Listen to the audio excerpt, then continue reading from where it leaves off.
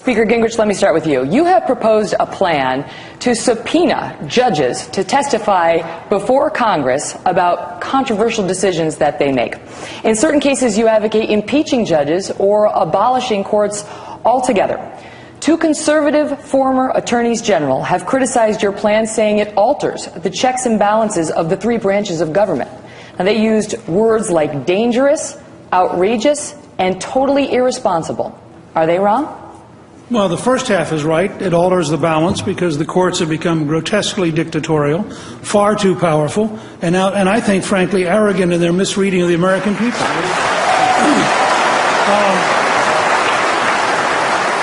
There's an entire paper at newt.org. I've been working on this project since 2002, when the Ninth Circuit Court said that one nation under God is unconstitutional in the Pledge of Allegiance, and I decided if you had judges who were so radically anti-American that they thought one nation under God was wrong, they shouldn't be on the court. Now, I taught a short course in this at the University of Georgia Law School. I testified in front of sitting Supreme Court justices at Georgetown Law School, and I warned them, you keep attacking the core base of American exceptionalism, and you are going to find an uprising against you, which will rebalance the judiciary. We have a balance of three branches. We do not have a judicial dictatorship in this country, and that's what the Federalist Papers promised us. And I would, just like Jefferson, Jackson, Lincoln, and FDR, I would be prepared to take on the judiciary if, in fact, it did not restrict itself in what it was doing. What of the former attorneys general? These are conservative former attorneys generals who have criticized the plan, as I say, dangerous, ridiculous, outrageous, yes, totally irresponsible. Sure. I'd ask, first of all, have they studied Jefferson, who in 1802 abolished 18 out of 35 federal judges? 18 out of 35 were abolished. Something that was highly criticized. Not by anybody in power in 1802. Jefferson himself was asked, is the Supreme Court supreme? And he said, that is absurd. That would be an oligarchy.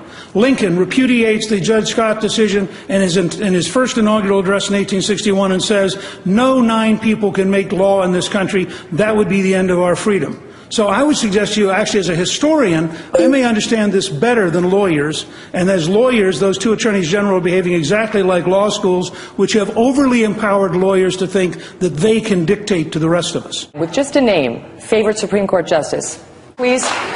Yes, Roberts, Thomas, Alito, and Scalia. All right. Speaker Gingrich? I think that's a pretty darn good list, and I would sign up for those guys. Scalia is probably the most intellectual of the four, but they're all four terrific judges. I mean, if we had 9 judges as good as those 4, we would be very happy with the Supreme Court. In a Gingrich administration, would the United States leave the UN?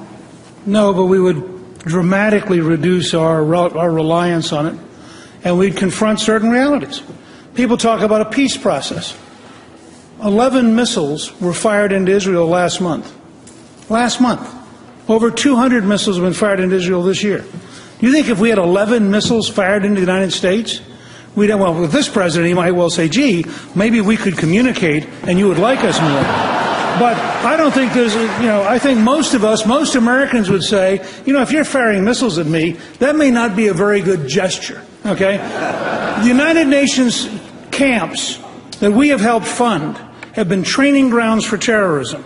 As Congresswoman Bachmann pointed out the last time we debated, she was over there with textbooks that are clearly teaching terrorism that are indirectly funded by the United States through the UN. We have no obligation to lie and every obligation to tell the truth about how bad the UN bureaucracy is and why it ought to be fixed, or we ought to radically cut what we're paying. Given his opposition and the likelihood that the Keystone issue could be up in the air for a year or more, how do you recommend Republicans deal with this to force the issue? Neil, I sometimes get accused of using language that's too strong. So I've been standing here editing. I'm very concerned about not appearing to be zany. But I want to paint a picture for all of us. The Iranians are practicing closing the Straits of Hormuz. The Canadian Prime Minister has already said to the American President, if you don't want to build this pipeline to create 20,000 American jobs and bring oil through the United States to the largest refinery complex in the world, Houston, I'm going to put it straight west in Canada to Vancouver and ship the oil direct to China, so you'll lose the jobs, you'll lose the throughput, you'll lose 30 or 40 years of work in Houston. And the President of the United States cannot figure out that it is, I'm using mild words here, utterly irrational to say, I'm now going to veto a middle-class tax cut to protect left-wing environmental extremists in San Francisco so that we're going to kill American jobs, weaken American energy, make us more vulnerable to the Iranians, and do so in a way that makes no sense to any normal, rational American.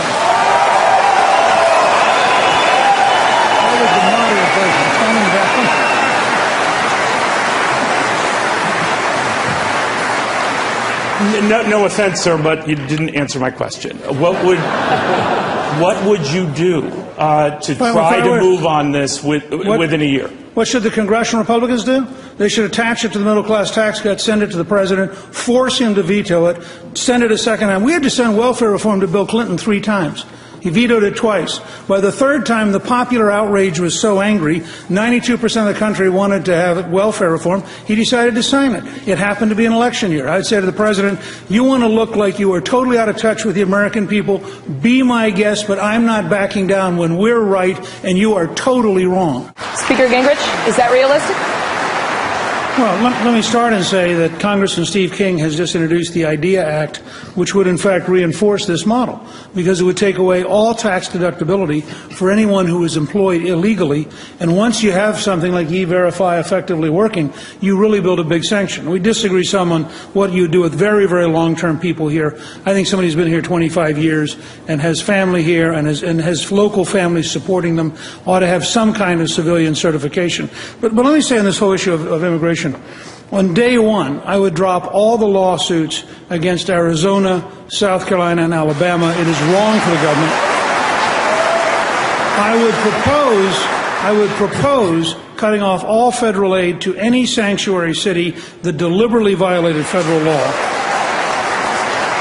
And I'd begin the process of completing control of the border by January 1, 2014.